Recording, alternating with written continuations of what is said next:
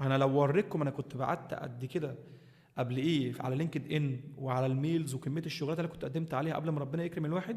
انت كنت تقول لي ايه يا عم انت يعني بالالوفات، ومش هبالغ لو قلت لك بالالوفات. كوميونيكيشنز رقم واحد يا جماعه. يعني كوميونيكيشن مظبوط.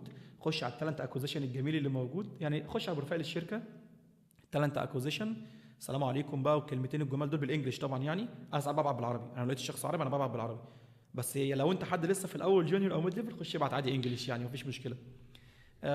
واني انا لقيت بوزيشن وانا انترستد في البوزيشن دوت ومش عارف ايه وكده. هتبعت ل 100 واحد، 50 منهم هيعملوا سين، 25 منهم هيردوا عليك. ممكن تلاقي مثلا واحد او اتنين بس هم اللي يقول لك هنبدا بروسس. يعني تدخل عشان تبدا، تدخل عشان ابدا بروسس اصلا. يعني الموضوع مش سهل زي ما احنا متخيلين. بس انت مضطر.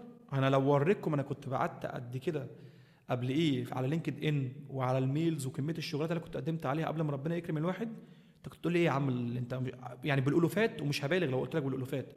انا كنت فعلا اي حاجه فيها اي او اس يودي، اي حاجه فيها اي او اس ما كنتش بفكر.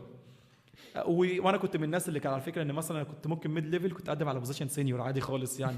مش يمكن تيجي في مره.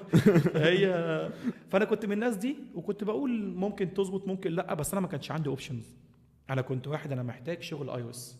انا كنت بحب المجال وبدات في المجال وانا بحبه، فما كنتش عايز اسيبه.